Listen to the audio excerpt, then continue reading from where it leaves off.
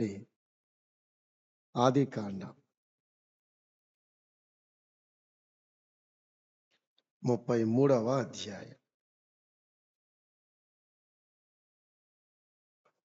ఆదికాండ 33వ అధ్యాయం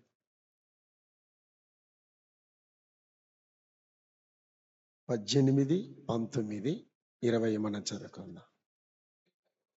అట్లు యాకోబు పద్దనరాములు వచ్చిన తర్వాత కనాను దేశంలో ఉన్న శెకెమును సురక్షితంగా వచ్చి వేశాను, మరియు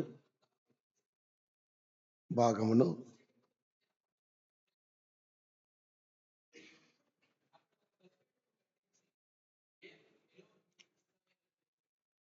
చదవబడిన లేఖన భాగాలను దేవుడు మన కొరకే దీవించి ఆశీర్వదించును గాక. చిన్న ప్రార్థన చేస్తాం. పరిశుద్ధులైన మా తండ్రి, పరలోకమందున్న ప్రియ ప్రభువా,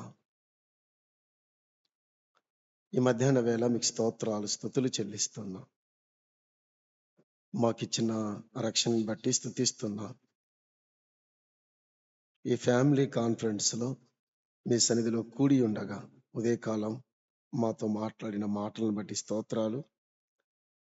తిరిగి ఈ మధ్యాహ్న వేళ నీ వాక్య సన్నిధిలోనికి వచ్చిండగా మాతో మాట్లాడండి.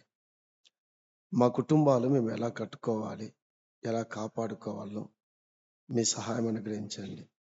మా మధ్యలో మీ కుమారుని హెచ్చించి గణపరచుమని యేసుక్రీస్తు నామములో స్తుతించి అడిగి వేడుకుంటున్నా మా తండ్రి, ఆమేన్. ప్రభునందు సోదరులారా, సోదరి లేరు కాబట్టి సోదరులారా, ఓకే. ఈ మధ్యాహ్న వేళ జస్ట్ ఇస్సాకు కుటుంబంలో జరిగిన పరిణామాలు ధ్యానం చేద్దాం. ఇస్సాకు ఫ్యామిలీలో వారు చేసిన పొరపాటు మనము చేయకూడదు, వారు చేసిన తప్పులు మనం చేయకూడదు. అందువల్లనే దేవుడి గ్రంథాన్ని మనకిచ్చాడు, లేఖనాలు మనకిచ్చాడు. కాబట్టి ఈ మధ్యాహ్న వేళ 18, 19, 20లో యాకోబు యొక్క నిర్ణయం జస్ట్ అలా రాసుకుందాం. యాకోబు యొక్క నిర్ణయం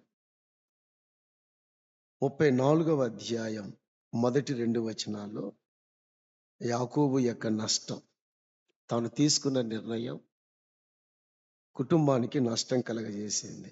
యాకోబు యొక్క నష్టం 34, 30లో యాకోబు యొక్క పశ్చాత్తాపం. 34, 30లో యాకోబు యొక్క పశ్చాత్తాపం. సో 3 విషయాలు 18, 19, 20, 33వ అధ్యాయం యాకోబు యొక్క నిర్ణయం. 34వ అధ్యాయం మొదటి 3 వచనాల్లో యాకోబు యొక్క నష్టం.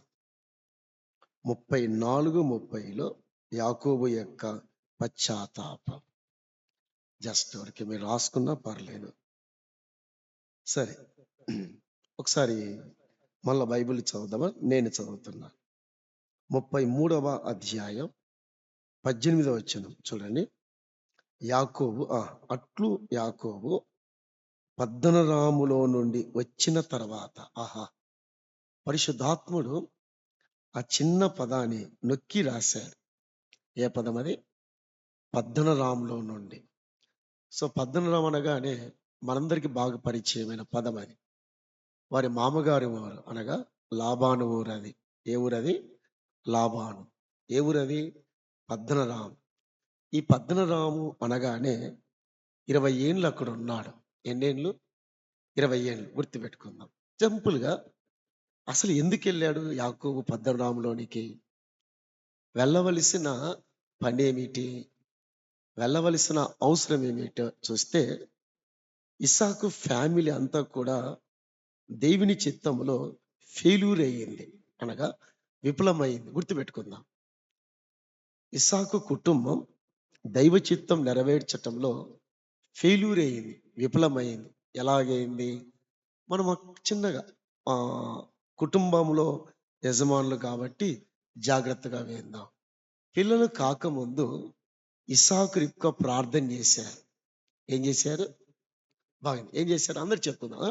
ప్రార్థన చేశారు, ఏడ్చారు. ప్రభా, చాలా ఏళ్ళు గొడ్రాలుగా ఉన్నా నేను, నాకు పిల్లలు దయచేయి, పిల్లలు అనుగ్రహించని ఇరువురు ప్రార్థన చేయగా దేవుడు వారికి కౌల పిల్లల్ని ఇచ్చాడు. గుర్తుపెట్టుకున్నారు. ఎంతమంది ఇచ్చాడు?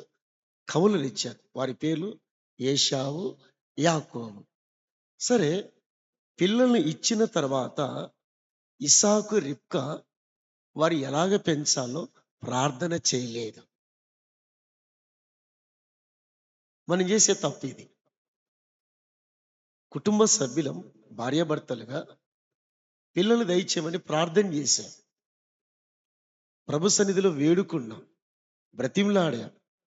ప్రభు ఇచ్చాడు.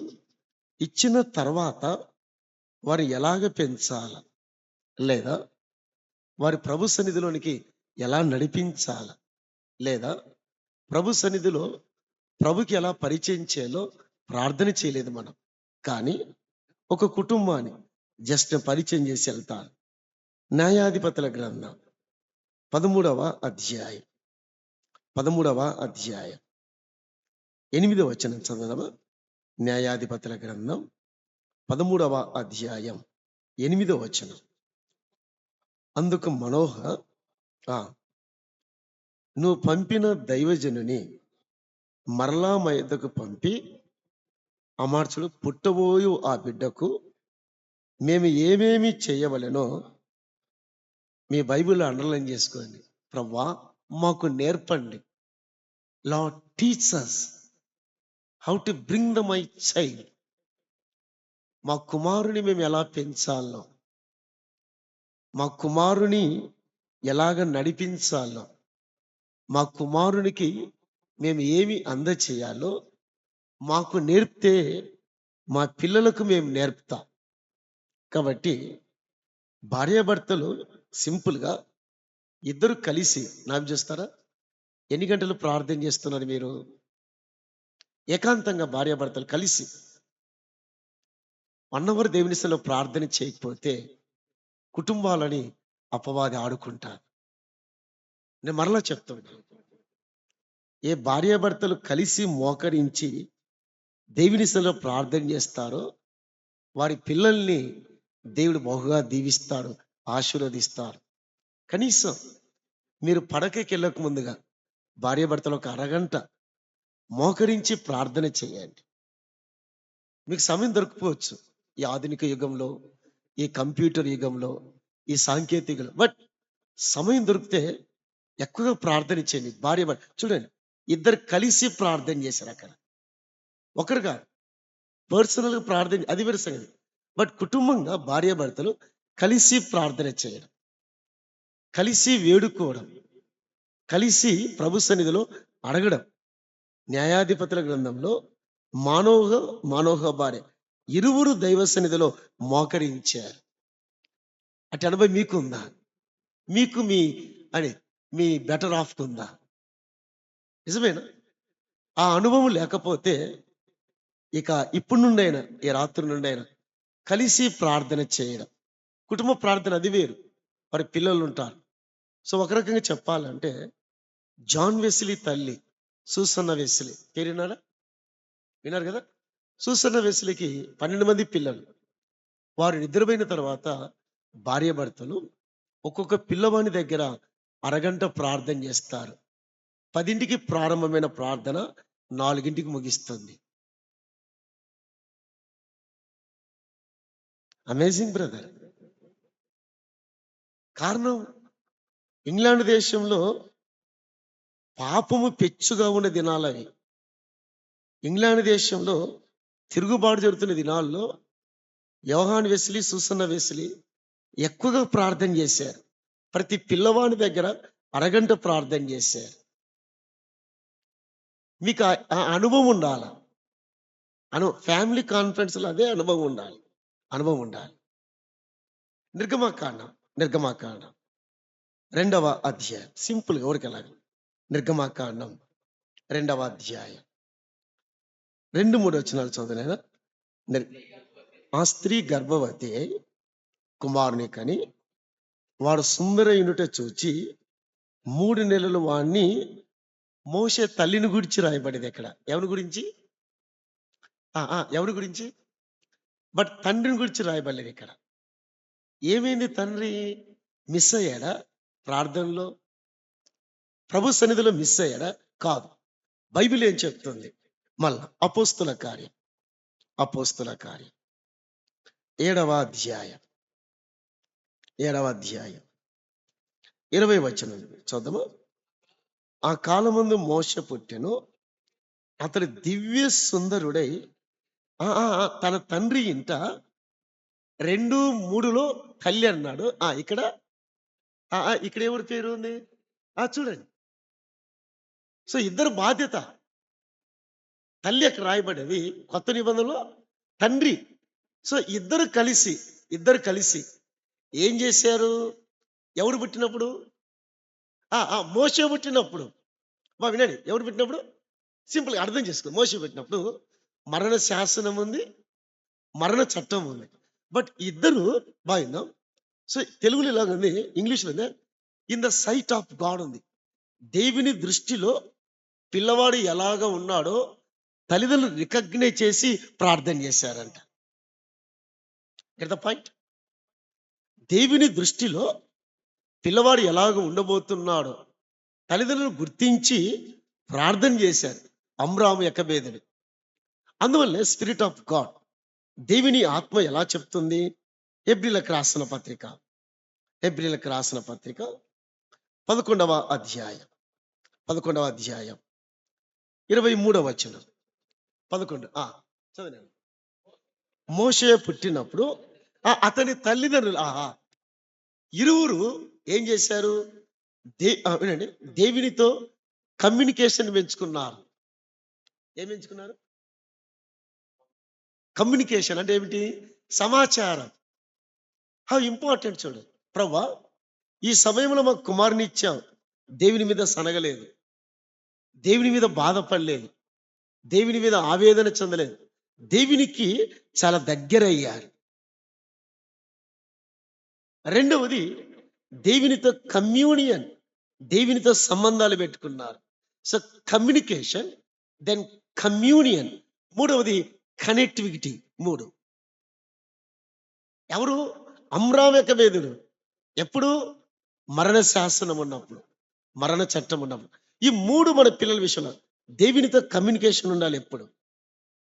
దేవునికి కమ్యూనియన్, కనెక్టివిటీ, ఈ 3 ఉన్నప్పుడే దైవ చిత్తం మనకు అర్థమవుతుంది, దైవ సంకల్పం అర్థమవుతుంది.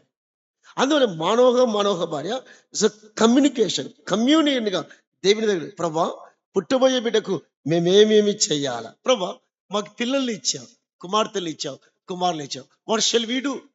మేమేం చెయ్యాలా? భార్యాభర్తలుగా ఆ అనుభవం మీకు లేకపోతే అమ్మో చాలా అపాయం. అపవాది దాడి చేస్తారు ఫ్యామిలీ మీద. అపవాది ఫ్యామిలీని కొలాప్స్ చేస్తారు. భార్యాభర్తలు దేవునికి దగ్గర కావడం చాలా ఇంపార్టెంట్. సో మనం ఏం చేస్తామంటే, సామాన్యంగా నువ్వు వ్యక్తిగతంగా ప్రార్థన చేసుకునే, బట్ కలిసి ప్రార్థన చేయాలి. సో అమెరికా అధ్యక్షుడు డాక్టర్ అబ్రహాం లింకన్, ఆయన చరిత్ర నేను చెందిన, ఐ గాట్ ఏ ఇన్స్పిరేషన్. ఆయన తీరిక లేకపోయినా రాత్రి భార్యాభర్తలు కూర్చుండి మోకరించి ప్రతిరోజు 1 గంట ప్రార్థన చేసేవారు అంటిల్ హిస్ డెత్. ఆయన మరణం వరకు భార్యాభర్తలు కలిసి రాత్రి వేళ 12 నుంచి 1 గంట వరకు ప్రార్థన జీవితం. ఆయన చనిపోయేంత వరకు భార్యాభర్తలు మోకరించి ప్రార్థన చేసేవారు. మీకు అనుభవం ఉండాలి, నాకు ఉండాలి. ఏంటి అర్థమైంది? సో అందువలన ఇసాకు ఫ్యామిలీ ఏమైంది విందాం. ఏమైంది? సో దేవుని చిత్త ప్రకారం వారికి కుమారులు పుట్టిన తర్వాత వారు ప్రార్థన చేయలేదు. కానీ ప్రభు ఒక మాట చెప్పాడు. విందాం. దేవుడు వారికి ఒక మాట చెప్పాడు. తల్లిదండ్రులు వినాలి.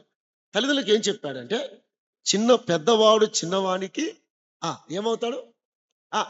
దేవుడు చాలా స్పష్టంగా, క్లారిటీగా, క్లియర్గా చెప్పాడు. పెద్దవాడు చిన్నవానికి దాసుడు అవుతాడు. ఇది నా చిత్తం. ఇట్స్ మై సావనిటీ, నా సార్వభౌమత్వం అని దేవుడు తల్లిదండ్రులకు చెప్పాడు. కానీ కుటుంబంలో ఏమి జరిగిందో చూద్దాం. ఏం జరిగింది? ఆది కాండం, ఆది కాండం 27వ అధ్యాయం, 27వ అధ్యాయం, 27వ అధ్యాయం మొదటి వచనం చదివాను. మొదటి, ఇసాకు వృద్ధుడై కనులకు మందదృష్టి కలిగినప్పుడు ఏశావుతో, నా కుమారుడా అతని పిలువగా అతడు చిత్తం నాయన అనెను. అప్పుడు ఇస్సాకు, ఇదిగో నేను వృద్ధుడను, నా మరణదినం నాకు తెలియదు, కాబట్టి నువ్వు దయచేసి తీసుకొని తీసుకొని పోయి నా కొరకు వేటాడి మాంసము తెమ్ము, నేను చావక మునుపు ఏమంట, ఎవరిని, మీరు చెప్పండి, ఎవరిని? దేవుని చిత్తం ఏముంది? మరి ఇస్సాకు ఎలాగెళ్ళాడు? నిజమే లేదా?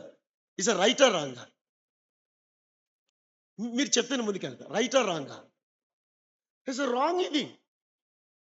ఇది రాంగ్. ఇది దేవుడు చెప్పాడు, చిన్నవాడిని ఆశీర్వదిస్తానన్నాడు, పెద్దవాడు చిన్నవానికి దాసుడగునా అన్నాడు. బట్ ఇస్సాకు దైవ చిత్తానికి భిన్నంగా ఎలా వెళ్ళాడు? దైవ చిత్తానికి వ్యతిరేకంగా ఎలా వెళ్ళాడు? 2 things.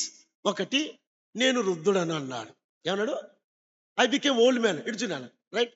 రెండవది, నాకు ఇష్టమైన ఆహారం అన్నాడు. మీకు దొరికింది అక్కడ? మీకు ఏమన్నాడు? మీరు బైబిల్ బాగా చదవలే. స్పర్జన మనం బైబిల్ చదువుతప్పుడు చదవాలి, జాగ్రత్తగా చదవాలి, మరెక్కువ జాగ్రత్తగా చదవాలి. Read the Bible careful, read the Bible more careful, more careful. చూడండి, నాకు ఇష్టమైన ఆహారం అన్నాడు అక్కడ. ఏమన్నాడు? అంటే ఈయన ఎన్నేళ్ళ నుండి మాంసం తిన్నాడా లేదా? తిన్నాడా లేదయా? ఇంకా ఆ మాంసము కొరకు కుమార్ని ఆశీర్వదించాలనుకున్నాడు. ఎవరి చిత్తం పక్కన పెట్టి? దైవ చిత్తం పక్కన పెట్టి. అందువల్లే నా ఇష్టం అన్నాడు అక్కడ. నాకు ఇష్టమైన ఆహారం. సో ఫ్యామిలీ డివైడ్ అయ్యింది. వినండి బాగా, ఫ్యామిలీ డివైడ్ అయింది. సో ఇస్సాకు ఏశావుని ప్రేమిస్తే రిబ్కా ఎవరిని ప్రేమించింది? అండి, తల్లిదండ్రులు చేసే పొరపాటు ఇది. ఇదే పొరపాటు. పెద్దోడంటే నాకు ఇష్టం అంటే చిన్నోడంటే అంతే కదండి. నాకు అమ్మాయి అంటే ఇష్టము, అబ్బాయి అంటే ఇష్టం కదా, అలా కాదు. సో ఫ్యామిలీ కొలాప్స్ కావడానికి ఇస్సాకు వేసిన మొదటి అడుగు నా ఇష్టం, నాకు ఇష్టమైన ఆహారం అన్నాడు. రైట్. సో దైవ చిత్తం కాదు, దైవ ఉద్దేశం కాదు, దైవ సంకల్పం కాదు. సోదరులారా, కొన్నిసార్లు భర్తలమైన మనము కూడా మన ఇష్టం నెరవేర్చడానికి కుటుంబాన్ని కొలాప్స్ చేస్తాం. నాది నెరవేర్చాలి, నా మాట వినాల, నా మాటకు లోబడాల. హలో. సో దైవ చిత్తం ప్రక్కన పెట్టాం, దైవ ఉద్దేశాలు, దైవ సంకల్పాలు, దైవ ఆలోచన, నా ఇష్టం, నా ఇష్టం. The whole family out of the will of God, దైవ చిత్తం నుండి బయటికి వెళ్ళిపోతుంది. ఎంత విచారకరం, ఎంత బాధాకరం. సో రెండవది రిప్కా విన్నది, భర్త మాట్లాడుతున్నగా. ఎవరితో? ఏశావుతో వినండి. బట్ రిబ్కా దైవ సన్నిధికి వెళ్ళి, ఏమండి ఇస్సాకు గారు, దేవుడు మనకి ఏం చెప్పాడు, దేవుడు మనకి ఇచ్చిన వాగ్దానం ఏమిటి అని భర్తతో డిస్కస్ చేయకుండా సొంత నిర్ణయం తీసుకొని తన కుమారునికి అబద్ధం నేర్పింది. ఏం నేర్పింది? ఎవరు చెప్పండి, ఎవరు? సో కొన్నిసార్లు మనము మన పిల్లలకి మనం అబద్ధాలు నేర్పుతాం, మనమే నేర్పుతాం. ఎంత విచారం! మనం మన పిల్లలకి నేర్పుతాం సింపుల్ గా. ఇది ఆదికాండం, టైం లేదు మనకు. ఆదికాండం 12వ అధ్యాయం, ఆదికాండం 12వ అధ్యాయం. అబ్రహాము ఐగుప్తులోకి వెళ్ళినప్పుడు 14 వచనం చదివాను. 14 వచనం. అబ్రహాము 13 చదివాను. 13. ఎవరి వలన? ఎవరు చెప్పేది ఇది? నేను చెప్పట్లేదు. నీ వల్ల నాకు మేలు కలుగునట్లు నిన్ను బట్టి రెండవ సంగతి, నిన్ను బట్టి నేను బ్రతుకున్నట్లు నువ్వు నా సహోదరివని భార్యకు అబద్ధం చెప్పిస్తున్నాడు. ఎవరు చెప్పరే? సింపుల్ గా ఒక మాట చెప్తారా? ఏమనుకోదాన్ని ఓపెన్ గా మాట్లాడుతున్నాను. కొన్నిసార్లు మన కాల్స్ ఎవరైనా విసిగిస్తున్నానికి ఏదైనా భార్యకి ఇచ్చి మా ఆయన లేడని చెప్తాను దీని ద్వారా. యాడు చెప్పరే? లేదు కాముడని మీరు చాలా అనుభవాలు ఉన్నాయి మనకు. మనం పెద్ద గొప్పలం కాదు. నిజమే లేదా? మనం అక్కడే ఉంటాం. భార్యకి చేంజ్ చేస్తామన్నా మా ఆయన లేదని చెప్పమంటాం. ఎక్కడి నుంచి? సో అబ్రాహాము కూడా అలా చెప్తున్నాడు. ఎవరికి అబద్ధం చెప్తున్నాడు? ఎవరికి? రిప్కాకి తన భార్య శారా చెప్తున్నాడు, అమ్మాయి నీ వల్ల నాకు మేలు కలిగినట్లు నువ్వు నా పక్షంగా ఒక్కసారి అబద్ధమాడు, ఏమవుతుందిలే. వినండి, సింపుల్ చెప్తాను. అబ్రాము అబద్ధమాడుట ద్వారా ఇటు చూస్తారా, దేవుడు అబ్రాముతో మాట్లాడడానికి ఇష్టపడక ఫరోను గద్దించాడు. ఫరో ఏం చేశాడండి? ఫరో ఏ తప్పు చేయలేదు, ఫరో ఏ పొరపాటు చేయలేదు. బట్ దేవుడు అబ్రాముతో మాట్లాడడానికి ఇష్టపడక ఎవరితో మాట్లాడాడు? నీవు నేను అంతే. దేవుడు కొన్నిసార్లు మనతో మాట్లాడక ఇష్టపడక వేరే వారి దగ్గర గద్దిస్తుంటాడు. అర్థం చేసుకో, మనం ఆయన ఇష్టపడట్లేదు. నువ్వు అబద్ధం ఆడినప్పుడు ఇష్టపడాను ఎలా మాట్లాడతాడు నీతో? నువ్వు తప్పు చేస్తే ఎలా మాట్లాడతాడు? సో అబ్రాహాముతో దేవుడు ఇష్టపడలేదు, ఇక్కడ కోరుకోలేదు, ఆయన ఆశపడలేదు. ఫరోతో మాట్లాడిచ్చాడు, ఫరో ద్వారా హెచ్చరించాడు. సోదరి సోదరులారా, ఇక్కడ ఇస్సాకు వృద్ధాపములో చేసిన పొరపాటు, రిప్కా చేసిన పొరపాటు. సో నా ఇష్టం కొరకే దైవ చిత్తాన్ని ప్రక్కన పెట్టాడు. రిప్కా దేవుని సన్నిధిలో ప్రార్థన చేయకుండా, దేవుని సన్నిధిలో వేడుకోకుండా, దేవుని సన్నిధిలో కనిపెట్టుకోకుండా, సో దైవ చిత్తానికి భిన్నంగా చిన్న కుమారుని ప్రోత్సహించి ప్రామించి అబద్ధము చేపించి ఆశీర్వాదం పొందారు. కానీ కుటుంబం విచ్ఛిన్నమైంది. చరిత్రలో ఒక తల్లి చచ్చిపోతే ఇద్దరు కుమారులు రాలేదు సమాధికి. శాడిది. దైవ కుటుంబం, దేవుని చేత ఆశీర్వదించబడిన కుటుంబం, దేవుని చేత ఎన్నుకోబడిన కుటుంబంలో ఎంత విచ్ఛిన్నమైంది చూడండి, ఎంత విచ్ఛిన్నమైంది. కారణం, అందరూ కలిసి దైవ చిత్తాన్ని ప్రక్కన పెట్టారు. ఇసాకు ప్రక్కన పెట్టాడు, రిబ్కా ప్రక్కన పెట్టింది, ఏషా ప్రక్కన పెట్టాడు, యాకోబు ప్రక్కన పెట్టాడు. తద్వారా కుటుంబం చిన్నాభిన్నమైపోయింది. కుటుంబంలో నెమ్మది లేదు, కుటుంబంలో సమాధానం లేదు, కుటుంబంలో సంతోషం లేదు. కారణం, దేవర్ ఫార్ అవే. దైవ చిత్తానికి వాడు దూరంగా వెళ్ళిపోయారు. సో మీ దండం పెట్టి చెప్తున్నాను, దైవ చిత్తానికి డ్రానియర్, దగ్గరగా కండి. మన ఇష్టాల కొరకై కుటుంబాలు పాడు చేయద్దండి. మన కోరికల కొరకే, మన ఉద్దేశాల కొరకే, మన తలంపుల కొరకే, మన ఆశల కొరకే దైవ చిత్తాన్ని ప్రక్కన పెట్టొద్దని. కానీ దేవుడు తన చిత్తాన్ని తను ఎలా నెరవేరుస్తాడు, ఈ సందర్భంలో చాలా ఇంపార్టెంట్. సో ఇస్సాకు ఇంత పొరపాటు చేస్తుండగా దేవుని ఆలోచన ఎంతో గొప్పది. చివరికి ఇస్సాకుకి మంద దృష్టి కలిగిన వాడు చేశాడు దేవుడు. ఏ దృష్టి? కన్ను కనబడట్లేదు. ఎవరికి? ఇస్సాకుకి.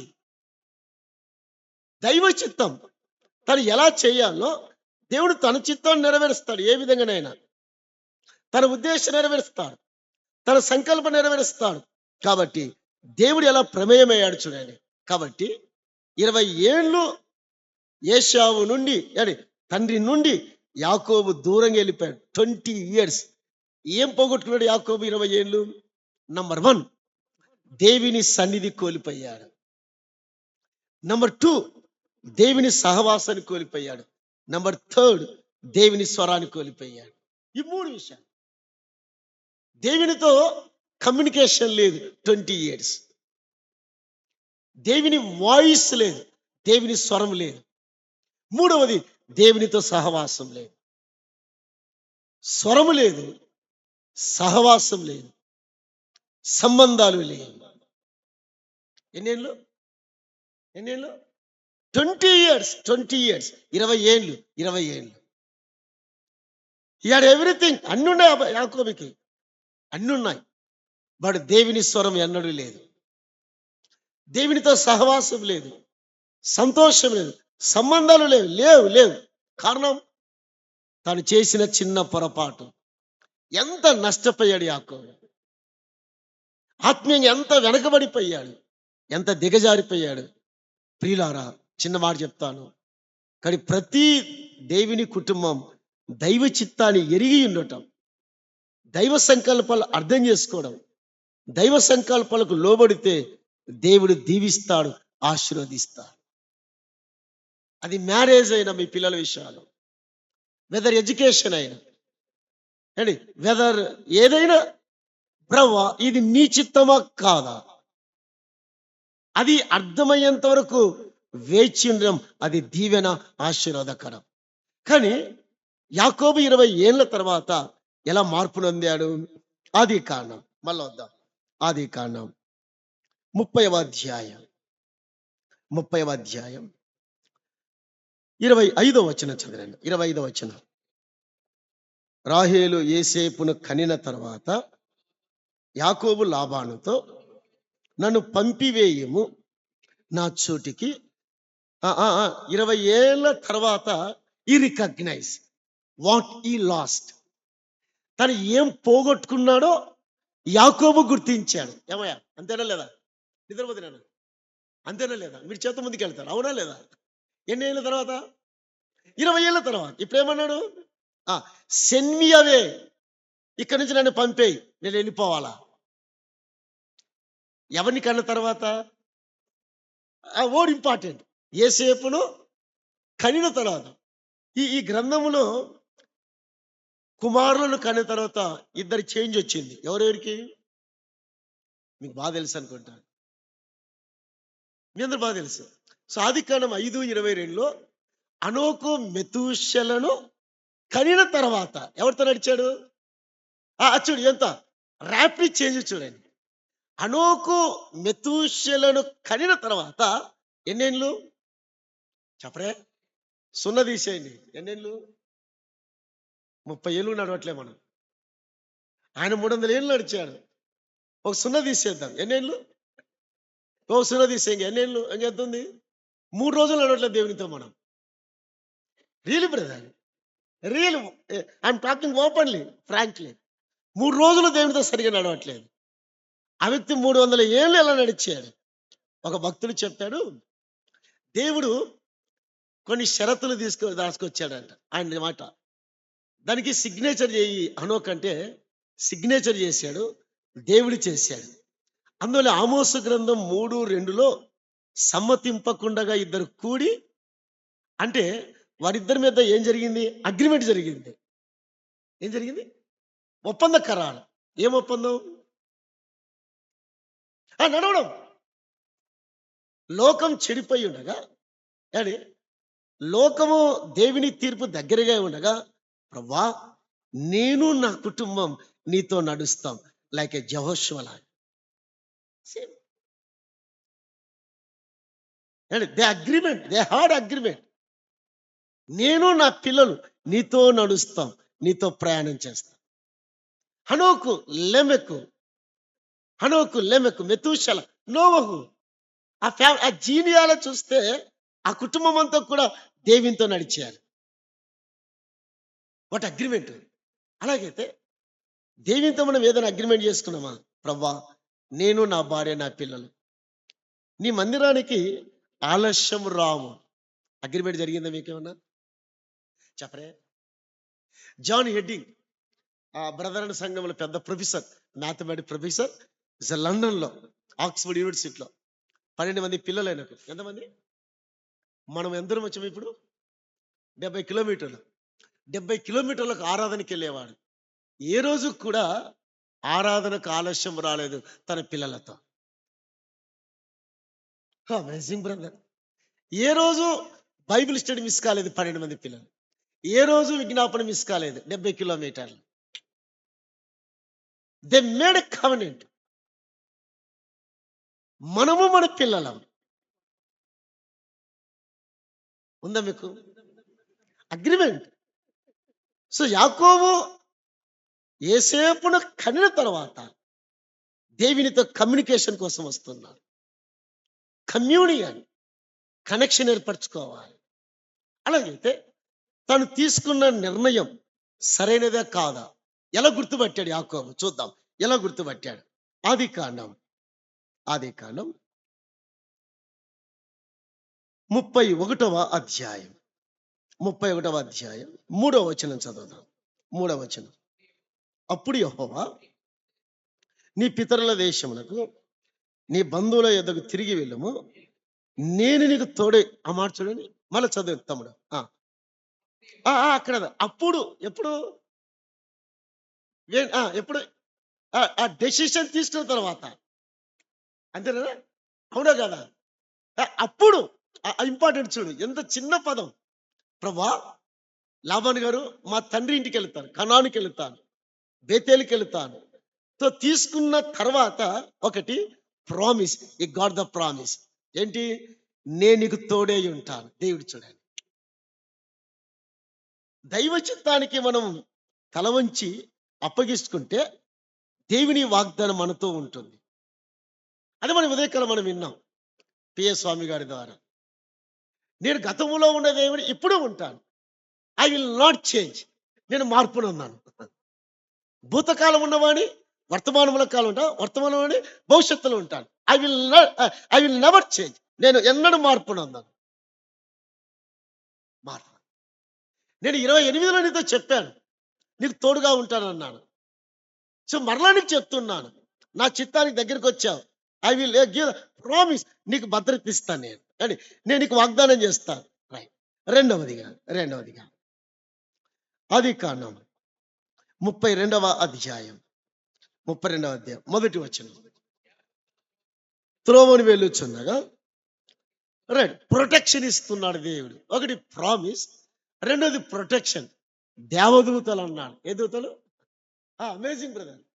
వారి అన్న తనకు ఎదురుగా వస్తుండగానే ముందుగా ఎరిగిన దేవుడు కాబట్టి దేవదూతలు, వాట్ ఏ ప్రొటెక్షన్ అయ్యా. ఒక దేవదూత 8,000 మంది చంపిందయ్యా. 1,85,000 మంది. ఈయనకి ఎంతమంది దేవదూతలు? ఒకటి చాలే మనకు. 2 దేవదూతలు. దేవుని ప్రొటెక్షన్ చూడండి. సో ట్రంప్ కన్నా భద్ర కంటే మన భద్రత ఎక్కువ. అర్థమైందా? సో స్పర్జన్ ఒక మాట అన్నాడు, మన భద్రత పైన మనకు ప్రొటెక్షన్ ఉంటుందంట. అంటే మన థాట్స్ మీద అపవాది దాడి చేయకుండా ఈ థాట్స్ మీద చెడపగొడుతుంటాడంట. సో దీని మీద మనకు ప్రొటెక్షన్. రెండవది మన హృదయం, ఫ్రంట్ లో ప్రొటెక్షన్, ప్రక్కల ప్రొటెక్షన్. మన థాట్స్ కి, ఆలోచనలకు భద్రత, హృదయానికి భద్రత, ప్రక్కకు భద్రత. కాబట్టి ఎప్పుడు వస్తుంది?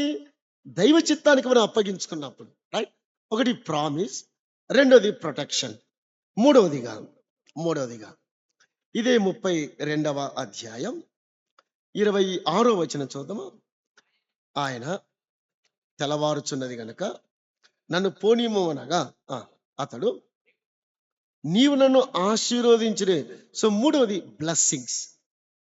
ఒకటి ప్రామిస్, రెండోది ప్రొటెక్షన్, మూడవది బ్లెస్సింగ్స్. నీవు నన్ను ఆశీర్వదించితేనే కానీ ప్రభునందు సోదరులారా, దైవ చిత్తానికి, దైవ ఉద్దేశానికి నీవు నేను అప్పగించుకొని తల వంచుకొని ఆయన పాదాల క్రింద ఉంటే దేవుడు ఎంతైనా దీవిస్తాడు, ఆశీర్వదిస్తాడు.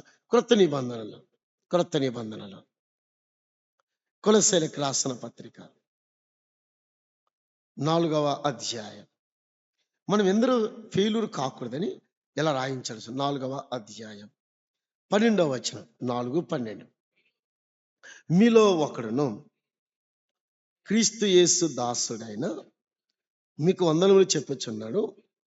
మీరు సంపూర్ణులు, ప్రతి విషయంలో దేవుని చిత్తం గురించి సంపూర్ణాత్మత నిశ్చయత గలవారై నిలకడగా ఉండవాలని ఇతడు ఎల్లప్పుడూ మీ కొరకు తన ప్రార్థనలో దేని విషయము? దేవుని చిత్తములో సంపూర్ణాత్మత నిశ్చయత కలిగిన వారే. దేంట్లో అంటే మనం ఏమనుకుంటామంటే దేవుని చిత్తం అంటే జరిగితే దేవుని చిత్తం చెప్పరే, జరగకపోతే ఇది మనది. అంటే ఒక రకంగా చెప్పాలంటే బొమ్మ బొరుసు. అది కాదు ఇక్కడ. Not like brother.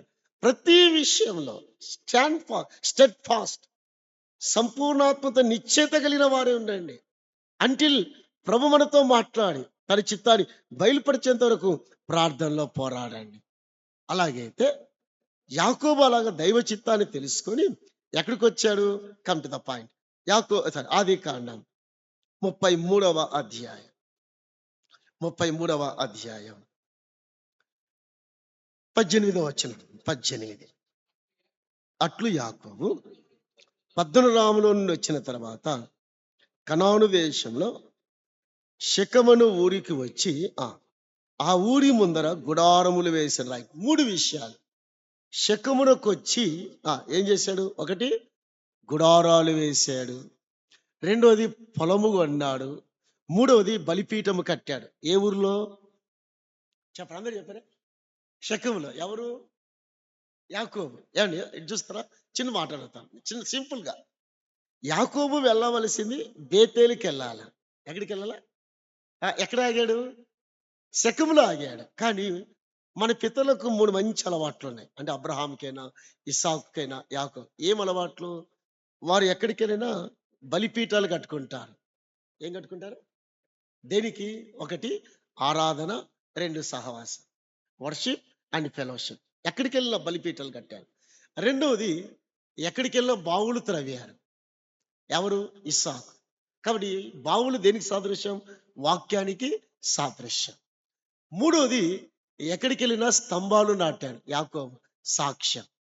రైట్. 1 ఆరాధన, 2వది వాక్యం, 3వది సాక్ష్యం. ఈ కుటుంబానికి 3 చాలా ముఖ్యం. భార్యాభర్తలకు, పిల్లలకి ఇంపార్టెంట్. నంబర్ 1, మన కుటుంబంలో కుటుంబ ఆరాధన ఉండాలి. ఏముండాలి? కుటుంబ ప్రార్థన ఉండాలి. మీ ఇంట్లో ఉంది కుటుంబ ప్రార్థన?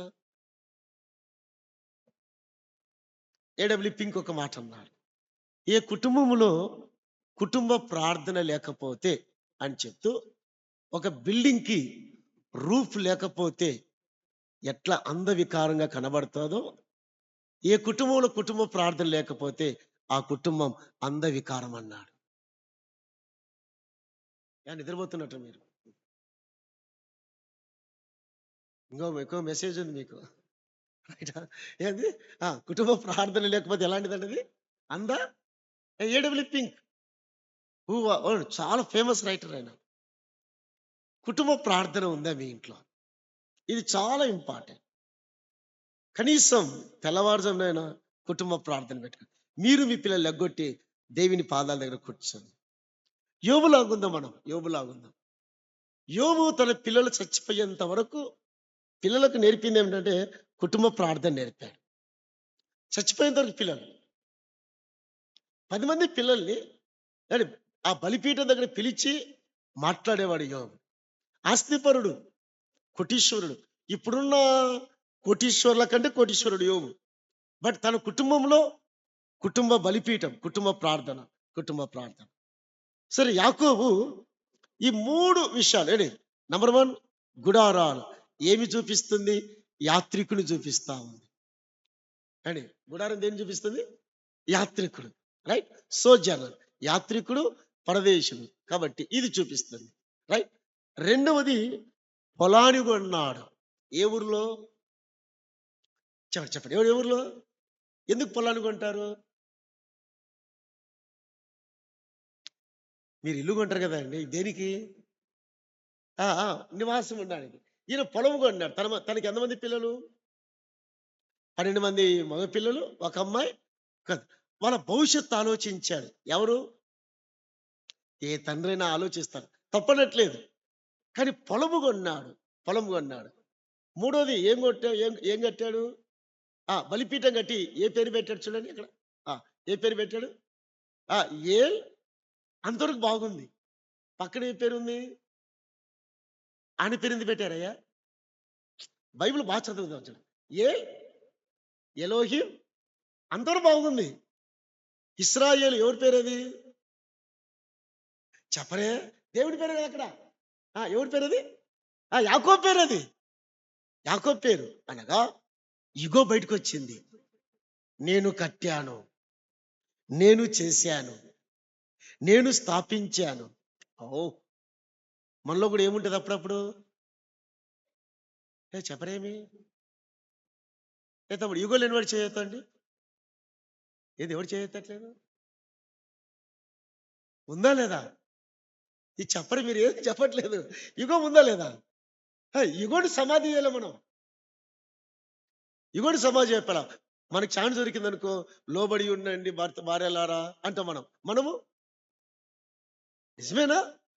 మన యుగ చావలేదు ఇంకా. రైట్. ఏంటి చూడండి, రైట్, 3 విషయాలు. రైట్, మరి చూడు, గుడారాలు వేశాను, పొలము కొనెను, బలిపీఠ కట్టాను. ఈ 3 దైవ చిత్తము కాకుండా చేశాడు, తెలుసుకోకుండా చేశాడు. Right right. గుడారం, యాత్రికుడిగా ఉండాల్సిన వాడు పొలము కొన్నాడు. మనము కూడా ఒక పాట పాడతాం, పరదేశులము. ఎప్పుడు? చచ్చిపోయినప్పుడు పాడతాం. రోజు పాడితే బాగుంటుంది అది. అరే మనం ఎవరో మనకు గుర్తొస్తుంది. పరదేశంలో ప్రియులారా మన పురము ఇది కాదు. సో ఇతడు యాత్రికుడిగా ఉన్నాడు, కానీ యాత్రికుని జీవితం ఆయనలో లేదు.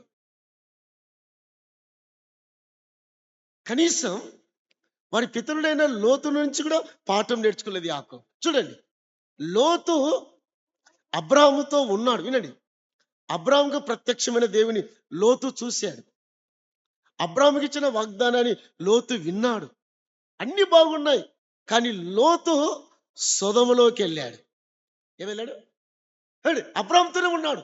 అబ్రాహాం దేవుని చూచాడు, అబ్రాహాం దేవుని వాగ్దానం చూశాడు, అబ్రాహాం యొక్క ఆశీర్వాదం ఇన్ని చూసి కూడా లోతు సొదమలో గవిని దగ్గర గుడారం వేశాను. ఎక్కడ వేశాడు? గుడారం వేశాడు. ఎంత చెడిపోయింది కుటుంబం. చివరికి భార్య ఉప్పు స్తంభమైంది.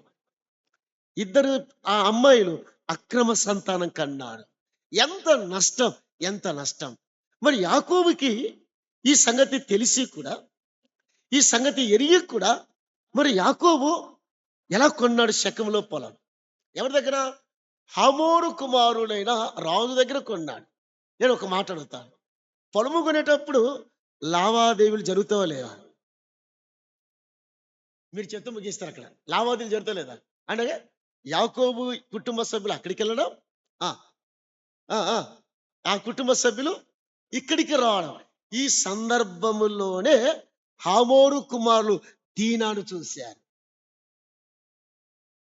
ఆయన అర్థమైందే ఇక్కడే. సో ఎవరితో సంబంధాలు పెట్టుకోవాలో ఇందాక అంకుల్ పిఎస్ అంకులు చెప్పాడు 23వ అధ్యాయంలో. సో ఇక్కడ కూడా, సో రాజు దగ్గర పొలము కొనడం దైవ చిత్తము కాదు యాకోబు, దైవ ఉద్దేశం కాదు, దైవ సంకల్పం కాదు, దైవ ఆలోచనలు కాదు. గుడారం వేయవలసింది బేతేల్లో, కానీ పొలము కొనకూడదు అక్కడ. సో బలిపీఠం కట్టవలసింది బేతేల్లో కట్టాలి. ఎక్కడ కట్టాడు? ఎక్కడ కట్టాడు? శెకెములో కట్టాడు. శెకెములో కట్టాడు. దైవ గ్రంథం క్రొత్త నిబంధన మన విషయం ఏం చెప్తుందో చూద్దాం. పేతురు రాసిన మొదటి పత్రిక 2వ అధ్యాయం. Just application, put it the application. 2వ అధ్యాయం 11వ వచనం. 11వ. ప్రియులారా, ఎవరు మీరంటే ఎవరు? మనమే. రైట్, మనమే. పరదేశులను యాత్రికులై ఉన్నారు కనుక దేనికి విరోధంగా? ఆత్మకి విరోధముగా. ఏ ఆశలు? కానీ యాకోబుకి ఏ ఆశ వచ్చింది? ఏం కొన్నాడు? శరీరాశ. లోకంలో ఉన్నదంతయు శరీరాశ, నేత్రాశ, జీవడం. ఇవి ఎవరిలో వచ్చేవి? యాకోబులో కనబడుతున్నాయి. పొలము కొన్నాడు. ఏ ఆశది? శరీరాశ. చూశాడు, పొలము కొన్నాడు. జీవడమ్మం, దేవుడు చెప్పని చోట బలిపీఠం కట్టి జీవడమ్మని ఇగోను ప్రదర్శించాడు. ఆత్మకు విరోధముగా, ఆత్మకుడుగా. ఎన్నిసార్లు మనం పరిశుద్ధాత్మనికి వ్యతిరేకంగా తప్పు చేస్తాం? ఎన్నిసార్లు? న్యూమరస్, చాలా సార్లు. సో యాకోబు దైవ చిత్తానికి వ్యతిరేకంగా 20 ఏళ్ళు నష్టపోయినా తిరిగి అదే తప్పు చేస్తున్నాను, అదే పొరపాటు చేస్తాను. అమ్మమ్మ, అయ్యా, నీవు నేను చేసిన తప్పే మరలా చేస్తా. మనం చేసిన తప్పే మరలా చేస్తాం, మరలా చేస్తాం. అది చేయకుండా ఉండాలంటే మనకేం కావాలి? వినాలి. చేసిన తప్పే మరలా చేస్తాం, చేసిన పొరపాటే మరలా చేస్తాం. అందువల్ల దావీదు చేసిన పొరపాటు మరలా చేయకుండా ఉండాలంటే ఏం కోరుకున్నాడు? 51వ కీర్తన, కీర్తనల గ్రంథం 51వ కీర్తన 6వ చరణం చదువుదామా? త్వరగా చదివాను. నీవు అంతరంగమందు సత్యము కోరుచున్నావు, ఆంతర్యమున నాకు జ్ఞానము దయచే. ఏం కావాలన్నాడు?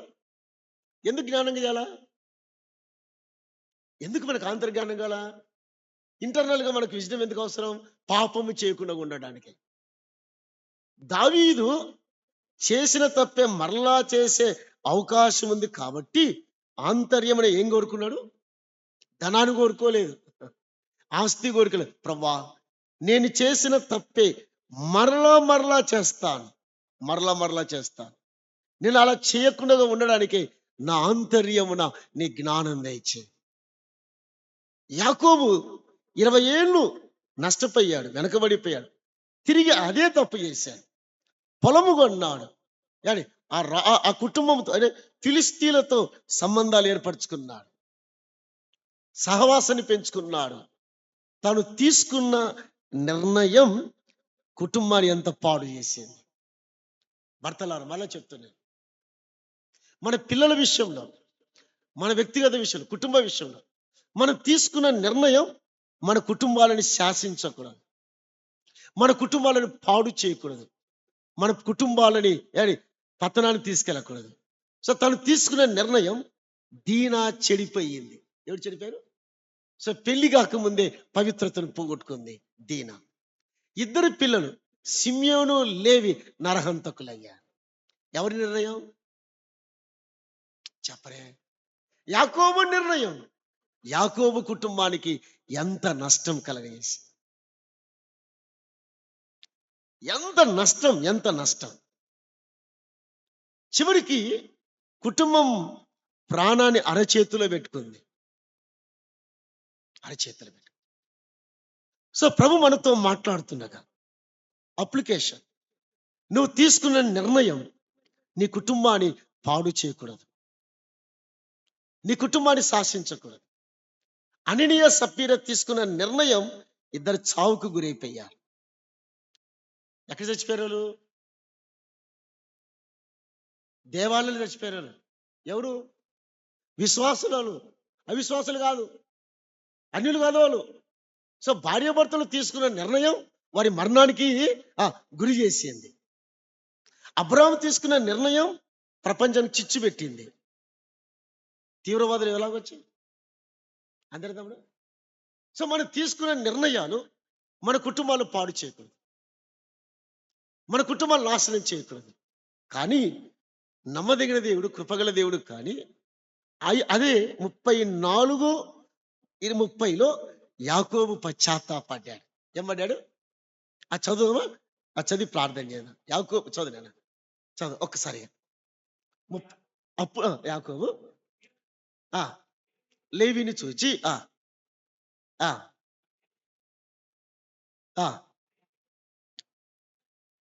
రైట్, ఎప్పుడైతే పశ్చాత్తాపడ్డాడో 35:1 చదివినా. రైట్, దేవుడు యాకోబు మరలా చూడండి. చాలు, దేవుడు మరలా యాకోబుని దర్శించాడు. నష్టపోయినా, వెనకబడినా, బట్ దేవుని ఉద్దేశం రెస్టోరేషన్ చేయాలి. ఏం చేయాలా? రెస్టోరేషన్. రైట్, రెస్టోరేషన్ చేస్తే రివైవల్ వస్తుంది, రెస్టోరేషన్ చేస్తే రివార్డ్ వస్తుంది. రైటా? రెస్టోరేషన్ అని రివార్డ్ వస్తుంది, రెస్టోరేషన్ రివైవల్ తెస్తుంది. అది దైవ చిత్తం, దైవ ఉద్దేశం. ఒక చిన్న మాట చెప్పి నేను వెళ్తాను. సో రుమేనియాలో భార్యాభర్తలు సేవ చేస్తున్నారు. ఒక అబ్బాయి, అది చెప్పి ముగిస్తా. సువార్థికులు, కమ్యూనిస్ట్ ప్రాంతం దొరికితే, ఇందాక మనం విన్నాం కదా, ఆ దేశంలో చంపేయడమే. సేవలు దొరికారు, భార్యాభర్తల అబ్బాయి, 16 ఏళ్ళ అబ్బాయి. సో జైలు తీసుకెళ్తుండగా వాళ్ళ నాన్నను పట్టుకొని మధ్యలో చంపేశారు. ఇక వాళ్ళమ్మను ఈ అబ్బాయిని 4 రోజులు విపరీతంగా కొట్టారు పోలీసులు. ఈ ఫేస్ కట్లు గుర్తుపట్టలేంత కొట్టారు. 5వ రోజు వాళ్ళ అమ్మ అక్కడ ఉంది. ఆ అబ్బాయి చాలా దూరంలో ఉన్నాడు. పోలీస్ ఆఫీసర్ అడిగాడు, ఈ బైబిల్ తెలుసా అన్నాడు. సార్ నాకు తెలిసింది 0 అన్నాడు. నీకేం తెలుసు అన్నాడు. ఒకటి తెలుసా అన్నాడు. 119వ కీర్తన చూడకుండా చెప్తానన్నాడు. 16 ఇయర్స్ అబ్బాయి. ఇంకేం తెలుసు అన్నాడు. 10 ఆజ్ఞలు అన్నాడు. అరే 5వ ఆజ్ఞ చెప్పురా అన్నాడు. 5వ ఆజ్ఞ ఏంటి మనకు కూడా తెలియదు. సింపుల్గా చెప్పాలండి, నువ్వు దీర్ఘాయుష్మంతుడగునట్లు నీ తండ్రిని అక్కడ ఎవరున్నారండి ఇటు చూసాడు. తెలుదు సార్ అన్నాడు. దగ్గరికి వెళ్ళాడు. మా అమ్మ సార్ అన్నాడు. అలాగైతే బైబిల్ కింద పెట్టాడు. ఏం చేయలేదు సార్, బైబిల్ని తొక్కి మీ అమ్మని ఇంటికి తీసుకెళ్ళన్నాడు. సార్ నా నిర్ణయం ఒకటే, తీర్మానం ఒకటే, మా అమ్మను పోగొట్టుకుంటా కానీ బైబిల్ని తొక్కండి సార్ అన్నాడు. ఈ మాట అంటూ కాల్ చేసి అమ్మను, ఇప్పుడు నీ నిర్ణయం ఏమన్నాడు. బైబిల్ తొక్కేది ఉండదు, ప్రాణమైనా పర్లేదన్నాడు. అబ్బాయిని కాల్ చేసి తాను చేసుకున్న తీర్మానం ఆ జైలు అధికారిని ప్రభు దగ్గర నడిపించి, ఎలా నడిపించింది, పోలీసులందరూ వెళ్ళిపోయారు. 2 శవాలు తెచ్చాడు, బైబిల్ తెచ్చాడు, ఓపెన్ చేశాడు. చదువుతుండగా ప్రభు తనతో మాట్లాడాడు. 2 శవాల మధ్య, నా ప్రభువా నా పాపాన్ని క్షమించు. మన తీర్మానాలు ఇతరుల మీద ప్రభావితం చేయాలి. మన కుటుంబాలు ఇతరుల మీద ప్రభావితం చూపాలి. దేవుడి అటు కృప మనకు అనుగ్రహించింది గాక. ప్రార్థన చేసుకుందాం. పరిశుద్ధమైన తండ్రి, స్తుతిస్తున్నాం. మా విశ్వాస జీవితంలో, భక్తి జీవితంలో మేము తీసుకున్న తీర్మానాలు మా కుటుంబాలకు, ఇతరులకు ప్రయోజనకరంగా ఉంటే కృప చూపించమని నెక్స్ట్ సెక్షన్లో సహాయం దయచేయమని యేసుక్రీస్తు నామంలో స్తుతించి అడిగి వేడుకుంటున్నామా తండ్రి. ఆమేన్.